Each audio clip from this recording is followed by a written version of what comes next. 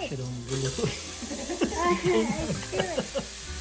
Okay, magandang araw mga bossing. Nandito na naman tayo. May bago tayong ulutuin ngayong araw. So, madaming nagre-request ng rellenong bangus kaso wala tayong mabilihan ng bangus eh. Kaya ang gagawin na lang natin ay lumpiang isda, relleno flavor. O, di ba? Bago. Kaya pang negosyo yun. New business idea. Actually, pag nag-click to, ipupush natin to, ibibenta natin. Kasi officially may permit na tayo, pwede na tayong mag-start ng business, pwede na din tayong mag-supply sa mga stores ng mga frozen foods. Bali, dalawa yung permit na nakuha natin. So, yun nga, gagawa tayo ngayon ng lumpiang isda, relleno flavor. Ito yung mga ingredients natin, syempre yung isda. Dahil wala tayong bangus, ito yung binili natin. Fillet na siya, para hindi na tayo mahirapang magtanggal-tanggal ng mga buto. So kakailanganin din natin ng itlog pang pang bind natin. Tapos mga kulubot na lemon na naman, sayang din kasi kung itatapon tong mga to kaya gamitin na din natin. Tapos ito means garlic tsaka onion, kailangan din natin ng pasas. Tapos crushed pineapple. Tapos yan carrots tsaka red bell pepper na mince na. Kailangan din natin ng sugar, toyo, liquid seasoning, tapos ito paminta, tsaka syempre yung paborito natin, hindi mawawala yan, betchin. So ito unahin nating i-boil natin yung isda.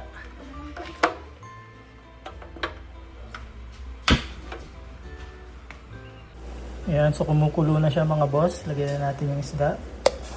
Kahit saglit lang, yung tamang maluluto lang yung laman niya. Kasi magpupunta lang sa sabaw niya yan yung lasa ng isda pagka nasobrahan.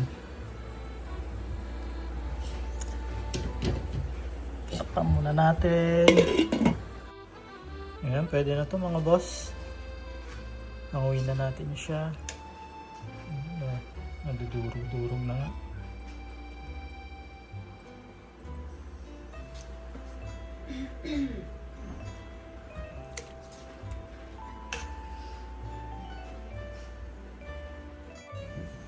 Lagyan natin nito, kulubot na lemon. Ganyan. Okay, toyo. Ang toyo pala, marami tayo nito. May supply si Mrs. nito eh. Lagi may toyo yan, lalo pag sa gabi.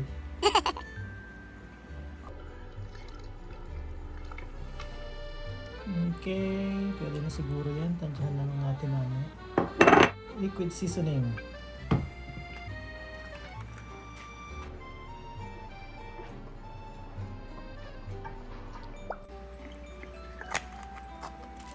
Pwede na tayong maglagay ng paminta nito. Sa konting asukal.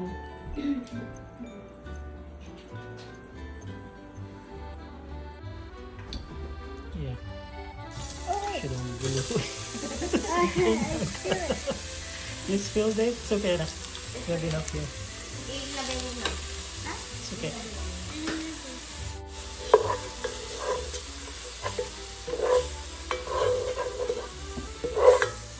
Okay lang eh. Pagbigyan natin.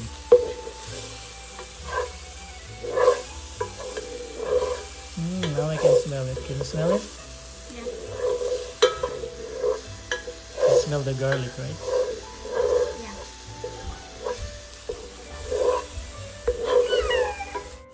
Now put your meat, anak.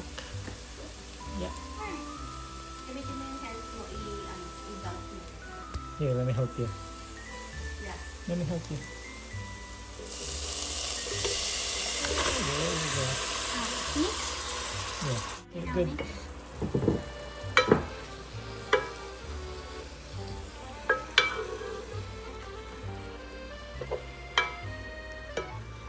So, nagigisa na. Tapos, Pero good. okay lang ng konti yan para ito naman na yung karne mo. Wow.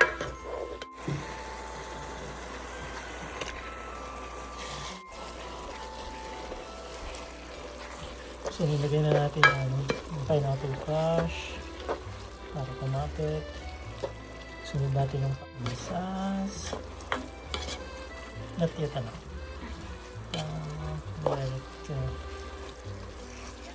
So nilagay na natin yung ating vegetables. Vegetable. Can you smell it, anak? Smells like food? Made this bonbon help. What? Made this bonbon help.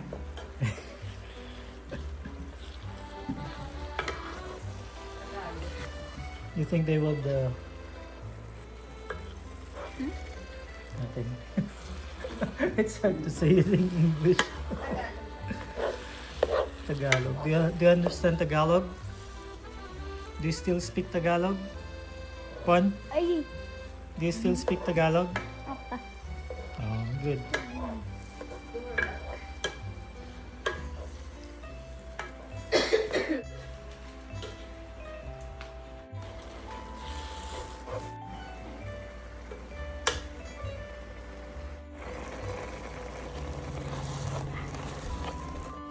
Okay na to mga boss. Kaso medyo matubig pa siya kaya kailangan natin maglagay ng cornstarch nito.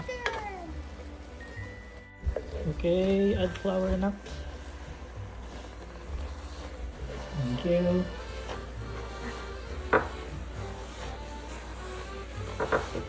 Ayan. Wow. How does it smell like? Good. Okay na siguro to mga boss. Patayin na natin.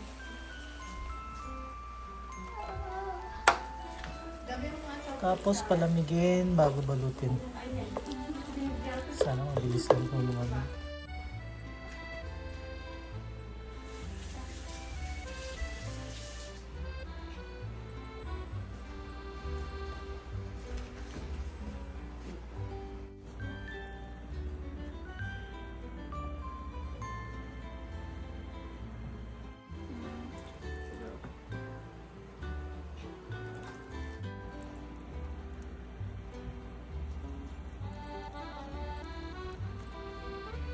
Yung pag-roll ng lumpia.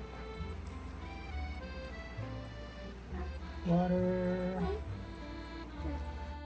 Ayan. Ganda na pagkakabalo to. Ito mo naman. Pro na pro.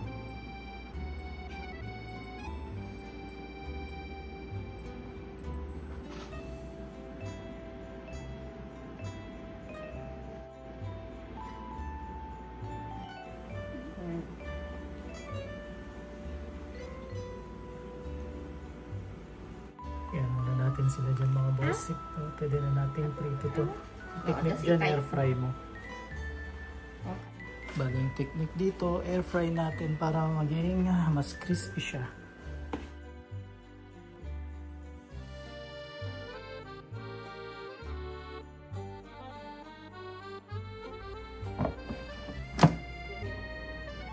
Tapos, mga huwag masyadong mainit. 130 in 150 in hanggang mag-ano siya, mag-brown. Lumpiang lumpia at amoy na amoy yung relleno flavor niya. Try natin mamaya at ipasubok sa ating mga customers kung magugustuhan nila, ibenta natin.